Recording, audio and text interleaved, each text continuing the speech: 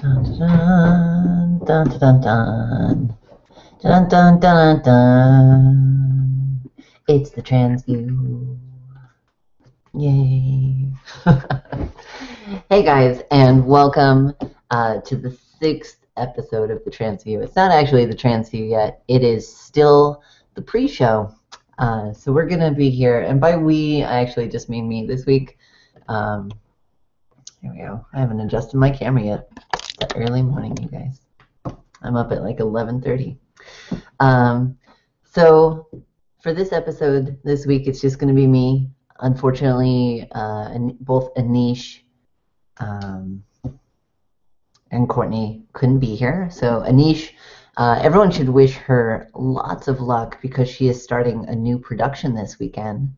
And so she really wanted to be here, but unfortunately she couldn't make it. So she sends her apologies. And Courtney, being the big celebrity that he is of course busy traveling. So that leaves just me. But, you know, I'm very happy to be here. I'm happy to spend lots of time with you guys. And so, you know, I'll be around for the next, let's see, it's 11:30. So I'll be around for the next maybe 10 minutes doing a pre-show. We'll take a little break, and then we'll jump in to the actual show today. We have a lot to discuss. I say this every month, but there is a lot of stuff that goes on in the trans community every month. There has never been a month where I'm like, what are we going to talk about? Nothing happened. There's always like, how am I going to talk about all this stuff? Like, what am I going to cut? So that's sort of the dilemma that I face at the moment. So a couple of things that I was thinking about talking about today. And we'll get a little bit more into these during the show itself. So trans people in the military, that's back. That's a big thing all of a sudden again. You know, we'll get into why that's being talked about now and what some of the implications are of the current policy. We'll talk a little bit about my my school, Mills College. I made a video about it yesterday. If you haven't had a chance to watch it, you should. But I am one of a couple of trans women who are attending this all-women's school. And so I talk sort of about my experiences doing that and what that's been like, and about some of the policy changes that they recently enacted at the school. So we'll get into that because it's kind of a big deal. There was some Twitter campaigns that were really neat this month. HRC, which if you've been with me on YouTube for a while, then you know that I personally have a tumultuous relationship with HRC, or the Human Rights Campaign. It's human rights, not human resource campaign. It's human rights. Because they're so terrible with the trans community. So apparently they officially apologized to all trans people for just being terrible. So that's good. I mean, that they had that coming. So those are the things that we'll talk about. But I wanted to share a quick story that happened this week. So let's see if I can pull this up. I apologize. This is a little ad hoc at the moment, but I want to show you guys something that I haven't been able to show you before. So as part of my going to school at this new place, we needed to figure out how I was going to be getting there. We have a car, that's great, but you know, Morgan has to use the car for work, and the school by public transit is over an hour away. So we bought this. See if you can see that. That right there is my new baby. That's my motorcycle. I spent the summer learning how to drive a motorcycle and getting my motorcycle license. And for the last several weeks, I've been driving around Oakland and the East Bay on this beautiful motorcycle. So on Monday, and Monday was the first like real day of classes. We'd had a couple classes the week before, but it was like going over the syllabus and stuff. This was the first real day of class, so I wanted to show up on time. So I'm on my bike, I'm riding to school, and I'm going down the freeway. And there's one spot where I have to get in and out of rush hour traffic over the course of maybe 1,000 yards or something like that.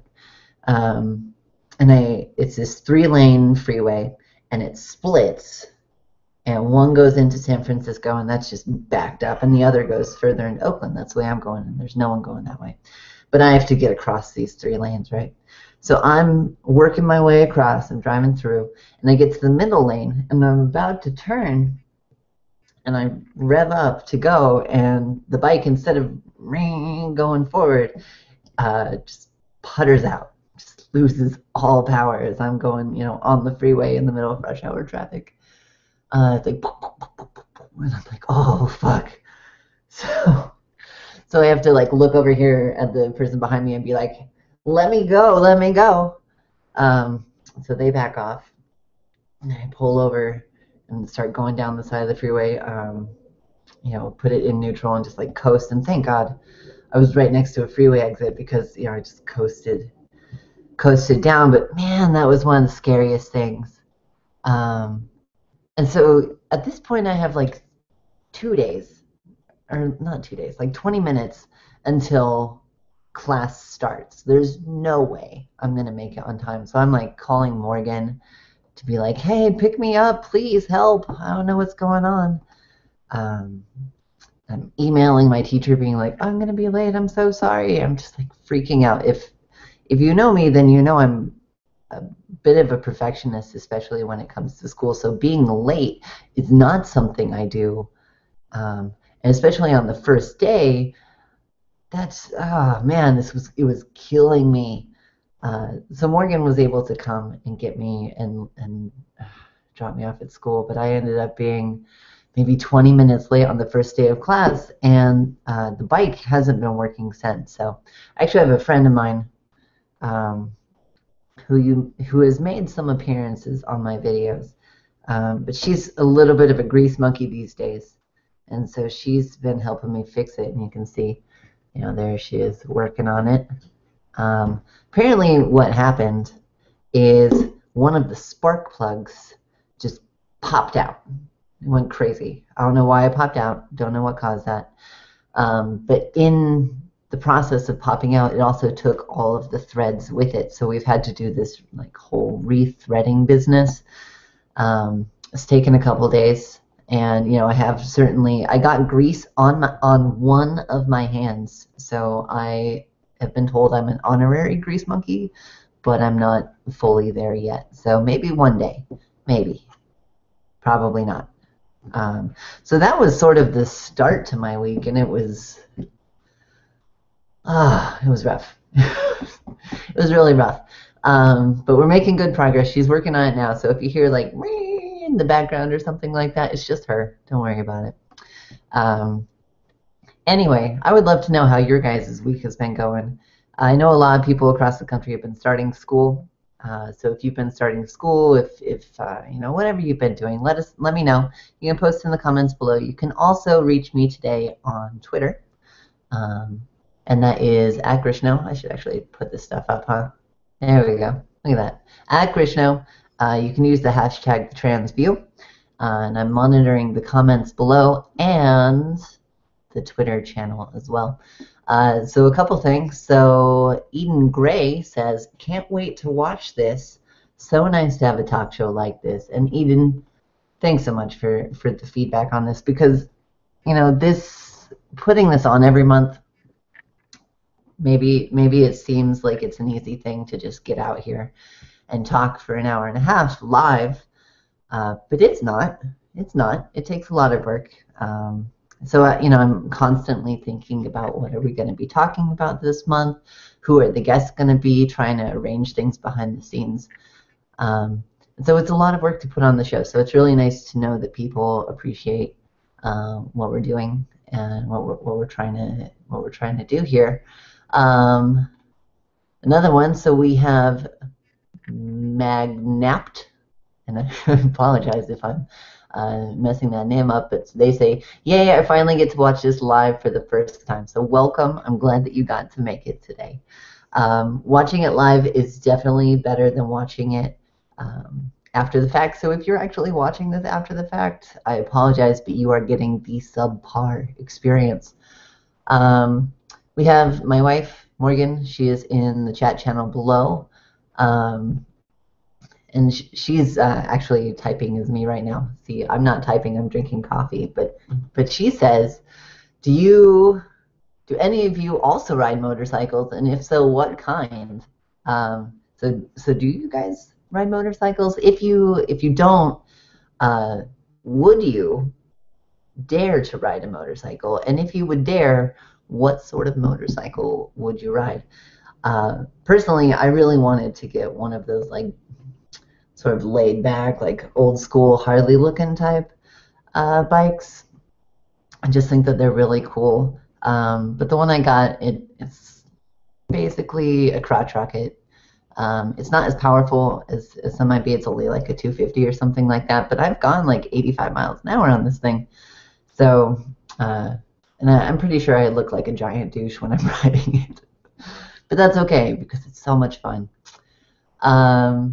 And then the last one that we're going to focus on right now is from Jack the Bomb, who says, nice, came across this live. So welcome, Jack the Bomb. We're nice to have you here. Glad to have a lot of people in the chat channel. And again, if you want to participate in the show today, you can just post a comment down below, and we'll be able to feature some of the comments that we have appearing on the screen. And if you want to interact with me directly, you can do that on Twitter. And I have my Twitter account up. Currently monitoring the hashtag the transview. It's right there at Grishno and the transview. So at this point, I'm going to go ahead and should we do anything else? Do you have a question for the chat channel, Morgan? I'll think of one. Right, And Morgan's I'll put it in there. Morgan's going to think about this. It's harder. It's so much harder when it's just me. Because normally I can just be like, what do you think, Anish? Like pass it off, or what do you think, Courtney? And then like think about what I want to say next. Now I can't do that. So you're gonna get the rough one today. So I apologize for that. One last thing I actually want to talk about. So this episode that we're doing right now is going to be the season finale for the Transview Season 1.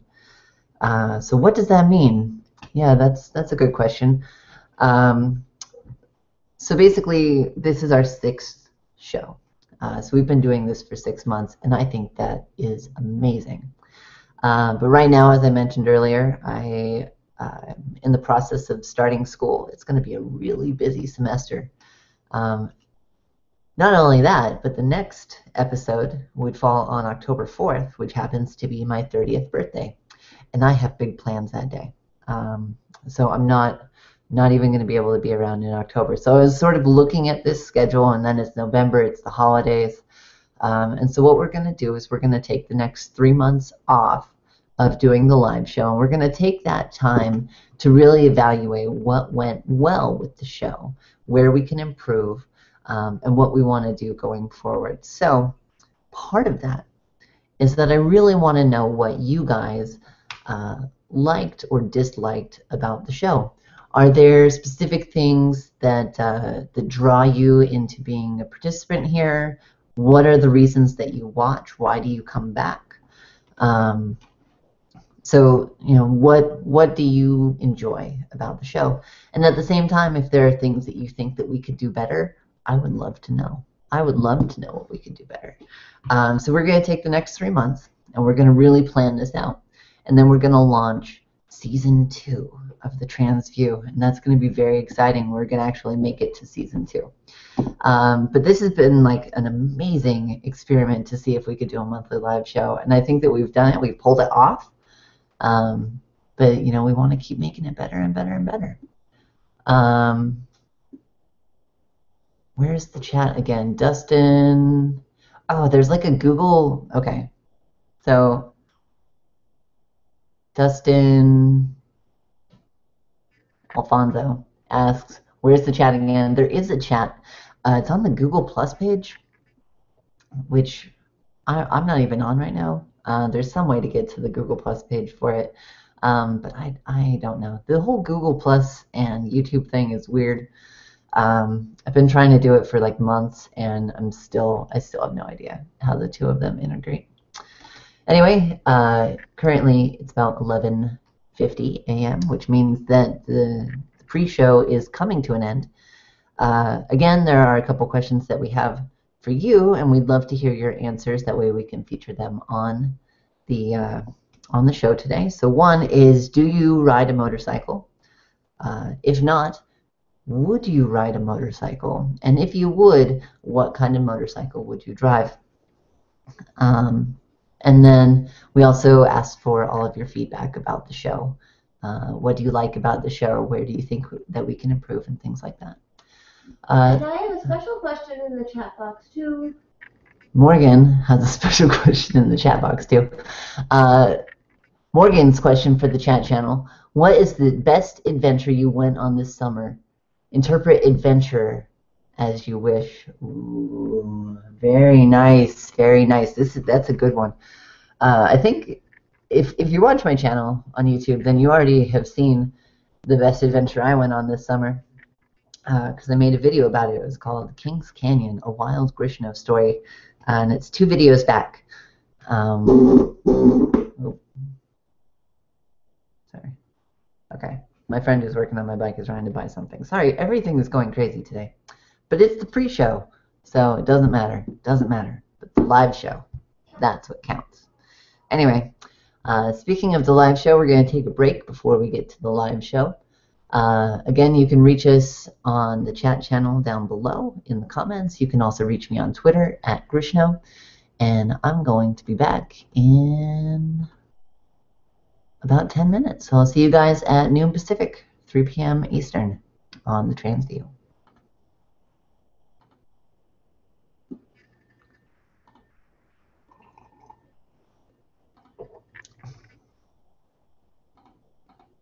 Are you muted?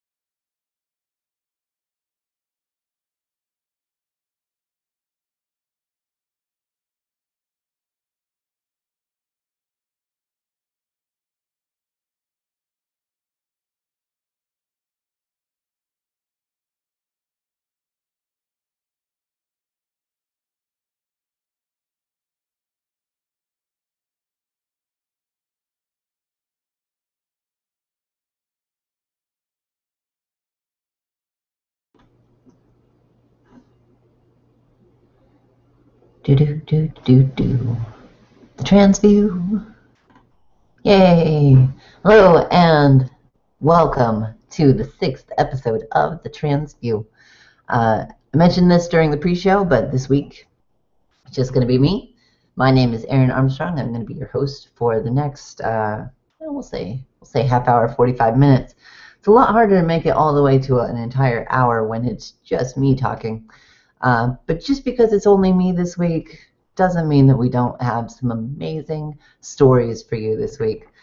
So a couple things that we're going to be going over today. Our top story is that the HRC, the Human Rights Campaign, has officially apologized to the transgender community, and we're going to get a little bit more into what that is and why they're apologizing.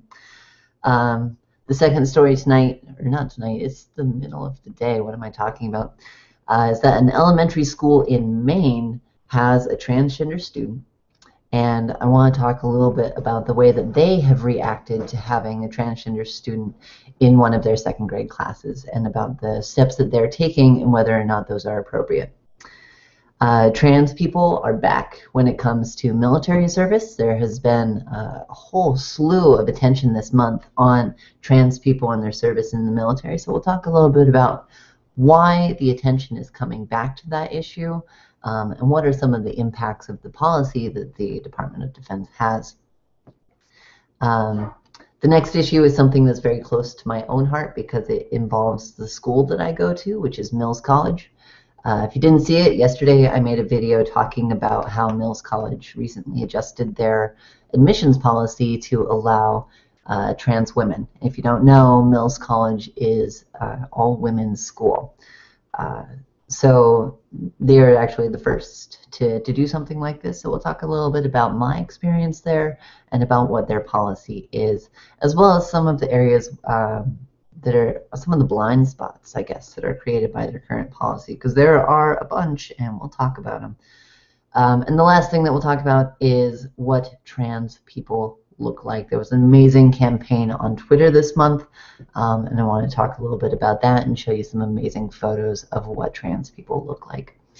But before we jump in the show today, if you want to participate, this is a live show. We're going back and forth, so if you want to participate, if you want to have your comments featured on the show, and if you want to talk to me or let me know about what you're thinking about any of the topics that we go over today, all you need to do is put a comment down below on the YouTube page or go to Twitter and you can use the hashtag #TheTransView or tweet directly at me at Grishno. So hopefully we'll have lots of participation today. I see that we already have a bunch of people in the chat channel, and during the pre-show we got to feature many of the people who were in the chat channel commenting, so that was wonderful. So I hope we get to do that more today as we're going through some of these topics. Lastly, before we get going, I want to thank my beautiful, wonderful wife, Morgan. Hi. Morgan says hi. Morgan is monitoring the chat channel. She's also asking questions down below, and she's also with us on Twitter as well. So if you want to interact with me or Morgan, you can do so, and we hope to have a good time with you during the show. All right. So our top story this month is that the Human Rights Campaign has officially apologized to the transgender community, and here's what's going on. So the HRC president, Chad Griffin, so he's the president of the entire organization, recently, I believe this was last week on Friday, went to Southern Comfort. And Southern Comfort is one of the largest transgender gatherings in the country. So what's somebody from the HRC doing at Southern Comfort? That seems like a weird mix, right? That's water and oil. So here's what he says, and I quote, "HRC has done wrong by the transgender community in the past, and I'm here to formally apologize. I'm sorry for the times when we stood apart when we should have been standing together." And so that's nice. It's nice of them, especially someone at the top, the president of the whole organization, to come out and say, we have been terrible to you guys. and I apologize and we want to fix it. That's a nice thing to say. However, I'm going to judge HRC based on their actions, based on instead of based on their words, because in the past they've issued all kinds of statements saying we want to be more trans inclusive, we want trans people to be in our movement, we want to fight with trans people, and then their actions have always sort of gone against that. So it's nice to hear this message, especially from the top, but they need to put their actions behind this. So why is this happening? And this was a great story that sort of illustrates the disconnect between the HRC and the transgender community. So in his speech, the president talked about how recently he put on a gallery in, or not a gallery, like a gala, a fundraising event in Ohio. And it was at this big university. And he's looking around and saying, where are all the trans people? There's no trans people here. And he goes out onto the atrium of this big building. And he looks down and he sees tons of trans people. And he says, what's going on? Why are they there? What they didn't realize was that that same day in the same building was the largest transgender gathering in Ohio. It's an annual gathering. It's been happening every year for the last 6 years, so this isn't new. This shouldn't be a surprise. But it's this big trans conference that was happening the same day in the same building. The HRC is having a fundraiser, and they had no idea. And they're sitting there wondering, where are all the trans people? Why aren't they here with us? This is the perfect illustration of the way that the HRC has been dealing with the trans community. They wonder why we're not getting behind them, but then when they actually look at it, they've just completely ignored us. And it's such a strange thing. So I really hope that they're able to move the organization in the right direction. HRC has so much power and so much money. And so if they can actually put that into use for the trans community, I think that would be a net gain. I have significant doubts about their ability to actually do that. Excellent. So that is the HRC, but I would love to know, what are your thoughts on the HRC? Have you ever had to deal with the HRC? What do you think about their history of, say, endorsing a non-inclusive ENDA in the Senate in 2008, or when they asked transgender advocates to remove the transgender flag outside of the Supreme Court? What do you think about the HRC? Let us know. Let me know down in the comments below, and we'll feature some of the best comments on the screen a little bit later. Our second story today comes to us from a small town in Maine. Let me pull this up because I want to make sure I'm getting all this information correct. So this comes from Old Town, Maine. And so parents of students who are attending Old Town Elementary School, which is a K-6 institution, got a letter.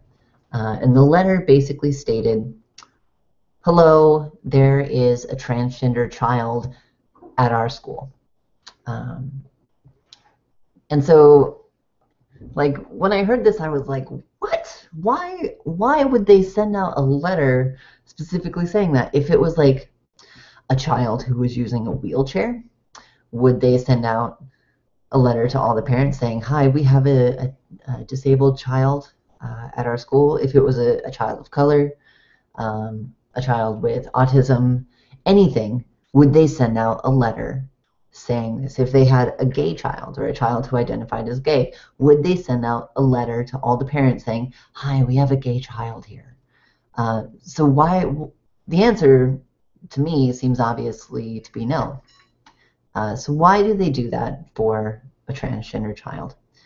So that was my first reaction, was like, why are they doing this? Why are they treating trans children so differently? This is only going to serve to separate this child out and make her feel unaccepted. It's only going to serve to enrage the parents and push them to try and ban this child or different things, because time and time again it's been shown that parents are the ones who really get riled up when there's a transgender child at their school, and that the children, they don't care. In the end, what happens is the children are just following the lead of the parents. So when the parents say, that's disgusting, that's wrong, then the children say, that's disgusting, that's wrong. It's learned behavior. And so I worry about what the impact of sending out a letter like this could be. In reading a little bit more about it, what I learned is that this child had been already attending this school as a boy. And so they say, you may already know this child as a boy. Going forward, they will be known as a girl.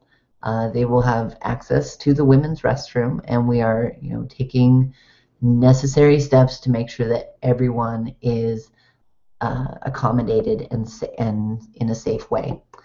So like, okay, that's good. I'm glad that they're being proactive about addressing it. And then as I learned more about it, I also learned that the parents of this transgender child are actually involved in the creation of this letter. So it was something that they wanted to do, to reach out to other parents. And all of a sudden this started to flip how I felt about this in my head. I was like, okay, like, what are they trying to accomplish with this letter? Are they trying to open up a dialogue? Are they trying to make things easier for their child by getting it all out of the way? What's the goal? But it sort of gets at this larger issue of transgender children and schools, and how do we treat transgender children as they go through the school system. There's so much research out there that shows when transgender children are bullied, when they are harassed by teachers or authority figures, that their grades drop, that they're more likely to drop out of school. If you drop out of school, you're more likely to live in poverty, more likely to end up homeless. So many things are impacted because of that first event of being bullied or harassed in school. And so it's really important to me that transgender children are treated fairly and equally when getting access to education, especially at the elementary level, as at all levels. But at that level, you're so vulnerable. You're just a child at that point. And so I want to know what you guys think. What is the best way to address this sort of situation where a transgender child, maybe in the second grade or third grade, is transitioning at the school? How do you let people know? How do you make sure that it's not a big deal and that you're also protecting the child? I don't think that there's any easy answer, and I think that everyone's trying to do the best that they can. So I'd love to hear your thoughts on that as well. All right, I'm going to take a drink of coffee because I'm talking a lot. Sorry about that. All right, our third topic today is trans people in the military, and I've talked about trans people in the military so many times. If you're not aware, then I don't know where you've been, but a couple years ago, might have been just a year ago, the Defense Department, as well as the administration, repealed "Don't Ask, Don't Tell," which was the policy that barred openly LGBT people from participating in the military. So when they repealed this, they only repealed it for lesbians, gays, and bisexuals. If you are transgender, you are not allowed to serve in the military. And they even go as far as instructing, and so I'm going to quote here from this article I've been reading, but they say military recruits are required to turn down attempts by transgender Americans to enlist if, after joining the military, service members are discovered to be transgender, they are fired. No other federal agency operates this way. So there's all these things that come up around inclusion of transgender people in the military, they say, well, where are they going to be housed? You know, are we going to put them with the men or the women? We've already dealt with this in every other sector, everywhere. So this to me is a non-starting argument. Like, we already know, if you're a woman, if you identify as a woman, then you go with the women, vice versa as well. So that to me is like a cop-out. Here's the other thing. So the Pentagon has estimated that there are up to 15,500 people. And again, that's 15,500 transgender individuals actively serving in the military at this moment. That is a huge number. That is a massive group of people. All of them risk being fired or discharged, and I believe it's a dishonorable discharge at this point, if they are found out to be trans. So not only that, so they're being forced into hiding, but by also being forced to hide, they are losing access to things like appropriate medical care. They risk losing their job, their livelihood. These sorts of things, like President Obama last month made it illegal for federal contractors to fire somebody if they're trans. Why is the military, which is like a third of our economy, able to do that? So I have feelings about this, clearly. But why is it coming up again? Why is this coming up? So in May of this year, Eric Holder basically said that he's open to, and he's the Attorney General, I believe, but he said that he is open to reviewing the policy here. And no movement has happened since. This was in May. This was many months ago. Nothing has happened. So why is this coming up now? Well, part of it is that a new documentary by CNN has recently been released that is drawing more attention to this issue. It's called Lady Valor, the Kristen Beck story. And if you're not familiar with Kristen Beck, she was a Navy SEAL. She served as a Navy SEAL for 15 to 20 years. It was a very long time that she was in the military. And when she came out of the military, she then transitioned from male to female. And that was sort of this big sensational story. There were amazing before and after photos. Like, the before photo is like big, gruff Navy SEAL with like a huge beard, and after is like this beautiful woman. So it's, of course, like sensationalized. And now it's been turned into a made-for-TV movie by CNN. So that was recently released and brought a lot of attention onto this issue. Additionally, so there's several other legal cases that are coming up, and I want to pull this one up really quick. Okay. So this was somebody named Landon Wilson. They are a transgender man, and they served as a Navy cryptologist in Afghanistan last year. This is not an easy job, to be a Navy cryptologist, and especially to be working in Afghanistan. They were so good, this person, he was so good at his job that he was put up for a promotion. And in the process of going through this promotion, they found out that Landon, who identified as he and was in the military as a man, was actually assigned female at birth. And instead of being promoted, Landon got fired. Stuff like this happens all the time. I know so many people who are active military members who are also members of the transgender community. And it breaks my heart that they have to hide who they are in order to serve our country. I think it's bullshit. And I think that it needs to be fixed. That's not to say that I want to go into the military. That's probably the last thing that I want. But I respect people who do. I think that it's very important. And I think that people should be able to serve openly as transgender people. So what are your thoughts on trans people in the military? Do you have any military service? What did you do in the military? And if so, what was it like being a trans person in the military? Let us know down below, because we'd love to hear more about your experiences.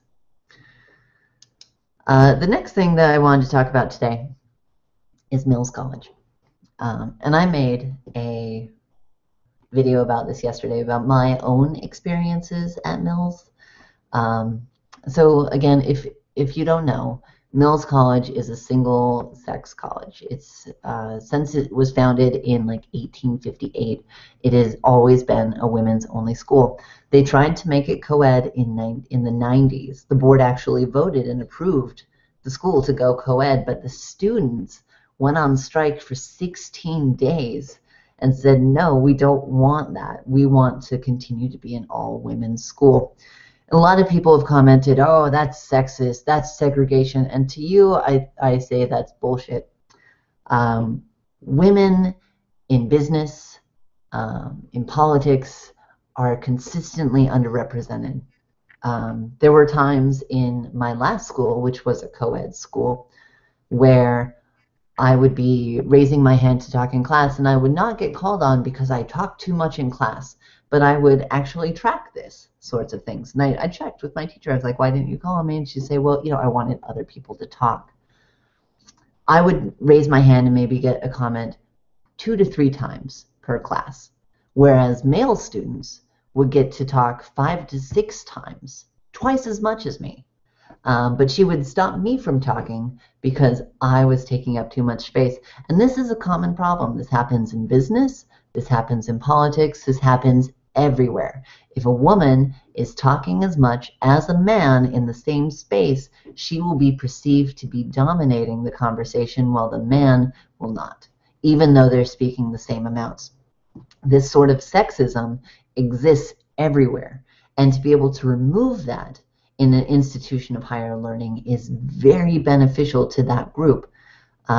So that's clearly not going to be happening here because there's not that same sexism that's going to arise. There's so many benefits, I think, to an all-women's school. But I also am sensitive. Like, we don't want to go back to segregation in schools, and black kids go here, white kids go here, Asian kids over there, men go here, women go there. That's not what this is about. But I do think that it is important to be able to have that sort of space available. So Mills College, again, an all-women's school.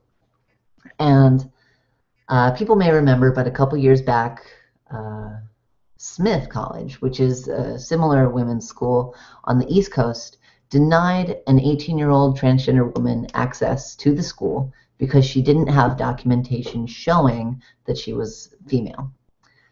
So obviously that's really hard. If you're 18 and your parents aren't supporting you, how are you going to be getting access to appropriate identification or hormone replacement therapy or anything like that? There's so many barriers to young people in order to just get a simple thing like an ID showing their appropriate gender.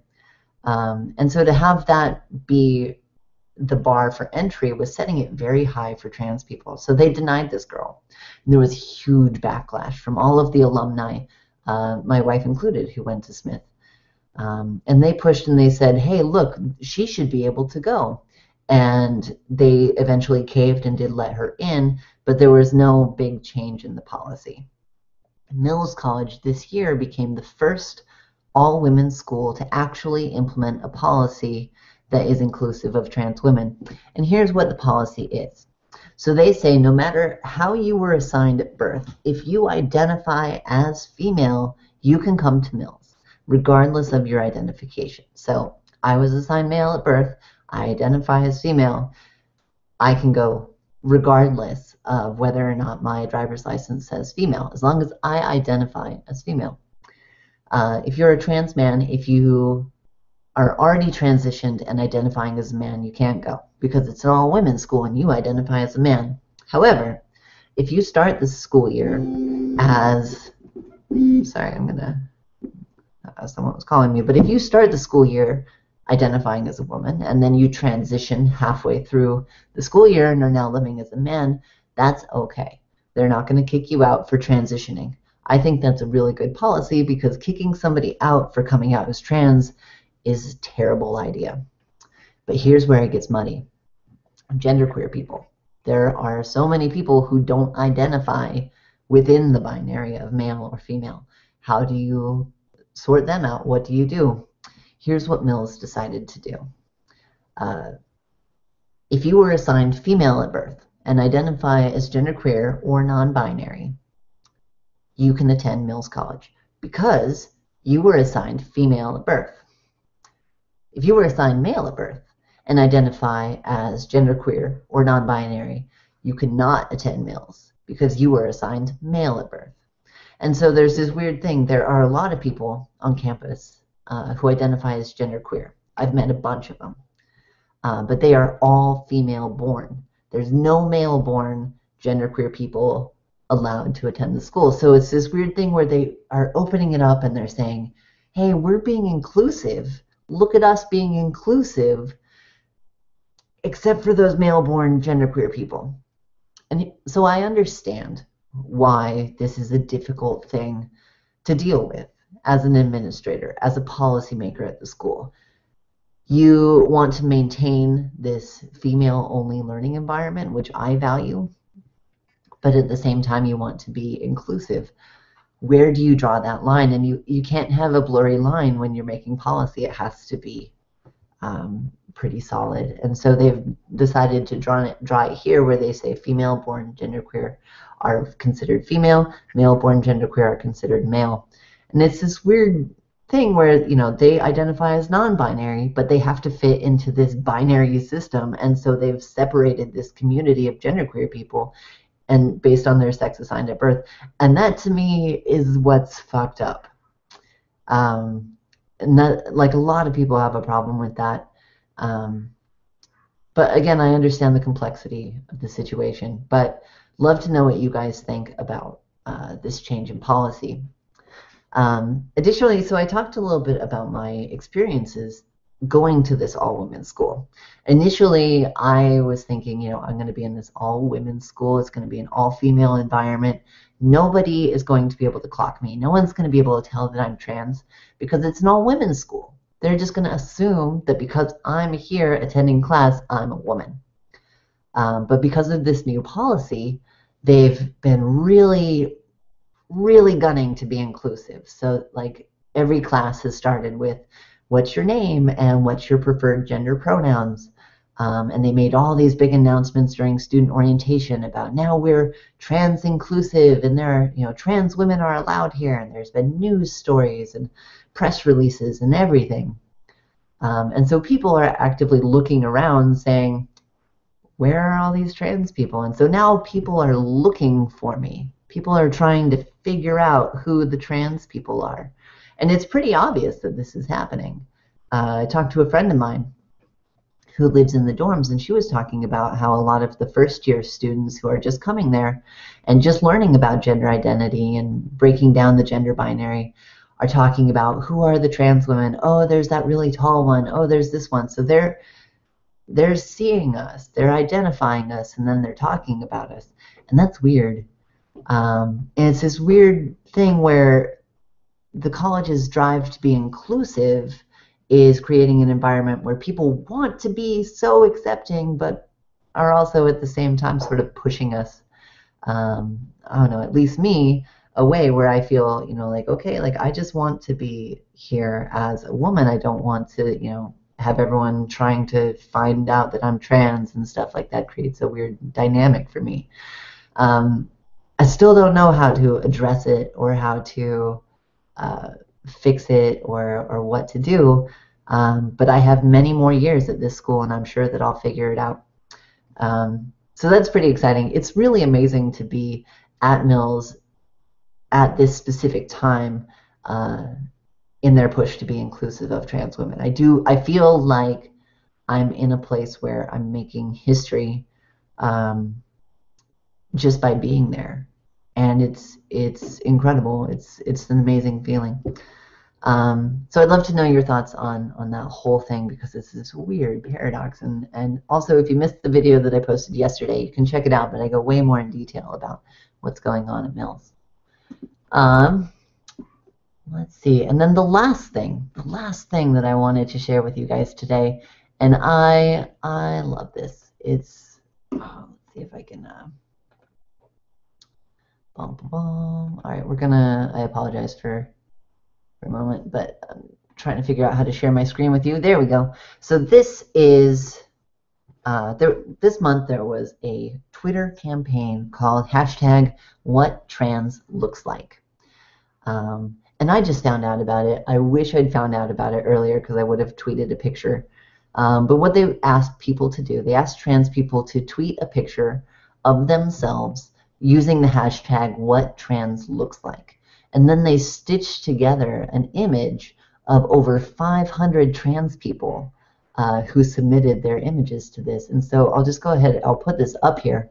So you should be able to see this. But this is over 500 transgender people.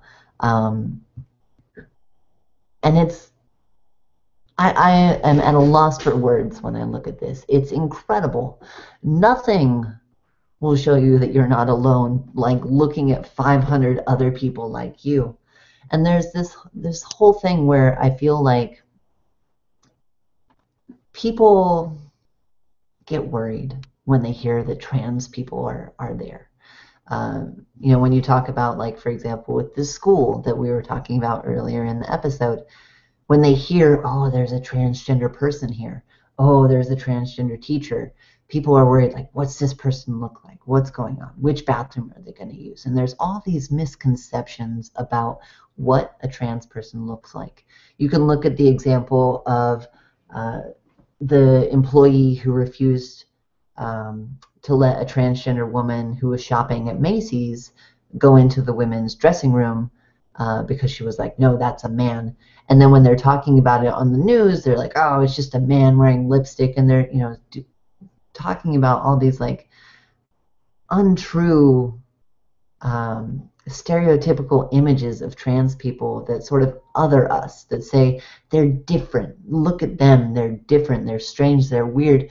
And this does the opposite. This shows, look, we're like you. We're like anyone else. Here are 500 people. This is what we look like. And to me, that's such a powerful thing. It's incredible. I loved seeing that. And so I just want to, call out the organizers for that campaign. Amazing job, you guys. I really hope that we get to see more things like that in the future because it's so powerful, not just for people in the trans community, but also on the impact it can have on people outside of the trans community. So a couple things. So we have now reached that point in the show, and we've made it a half hour. I'm very excited about this, even though my vocal cords are about to fall off.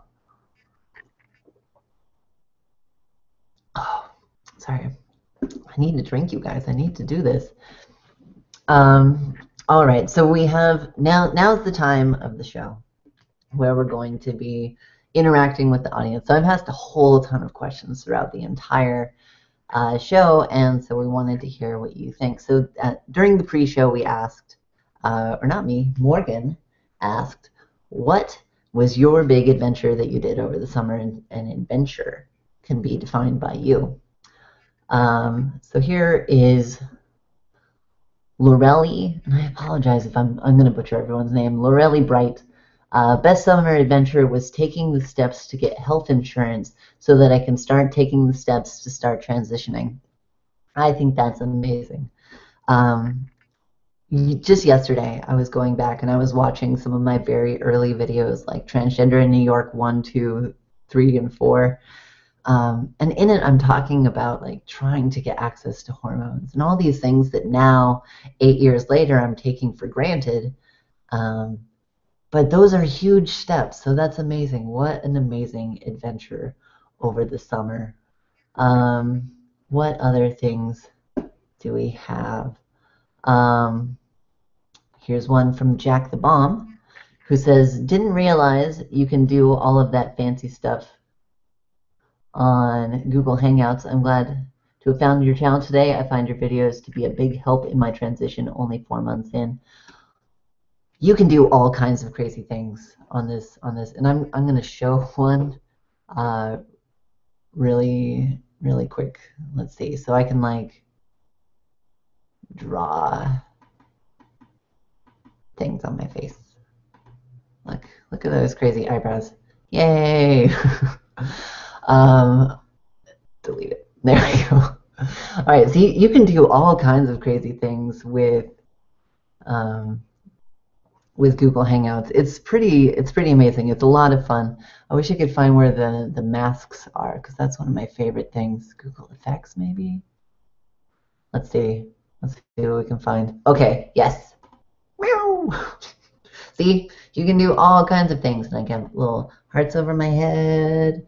I can also be a puppy instead, or I could be an angel, a puppy angel, because all dogs go to heaven. See all these things that you can do. I don't do half the cool things that you can do on Google Hangouts, but you can do a ton of things. All right, now I need to get back to the chat channel though. And then the last one, and I highlighted this during the pre-show, but I just want to call out Magnapt, who says, yay, finally get to watch this live and for the first time. So anyone who's watching this live or for the first time, I just want to say thank you for being here. It's such a pleasure to have this show, and it wouldn't be possible to have a show like this without people like you, without people here to watch it. Otherwise, I'm just sitting here talking to myself. Really, that's sort of what it feels like sometimes. But, you know, I get to interact with people. I get to have a really good time, and we get to have a conversation about issues that I find to be important, and that apparently you guys also find to be important as well. So one last thing before I end the show. I mentioned this during the pre-show, but this is the season finale for the TransView Season 1.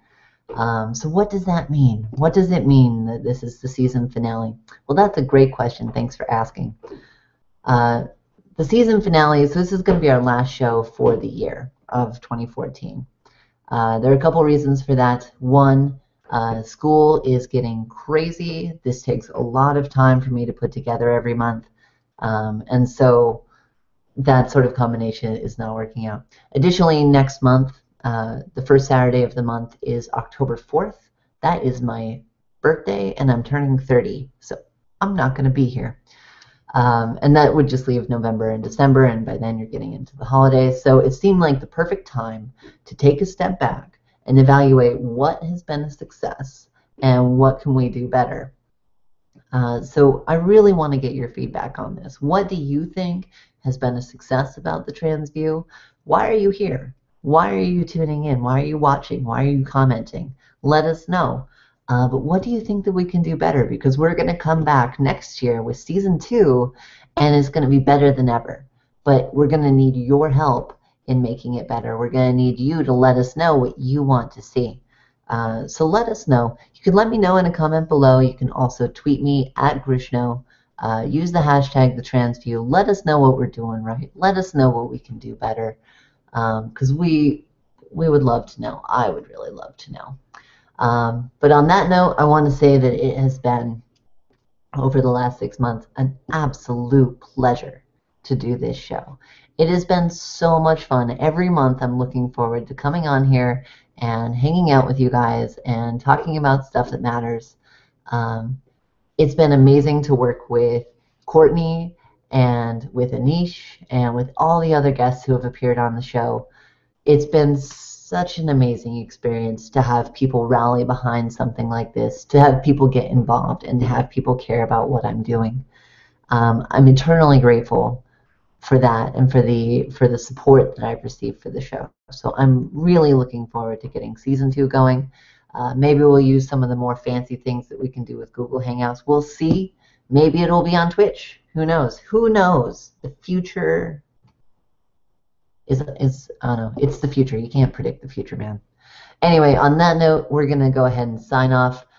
For the year, it has been an absolute pleasure. Please stay tuned to Grishno on YouTube for all my other videos. But for now, signing off from the TransView Season 1. This has been Aaron. It's been a lot of fun, guys. See you later.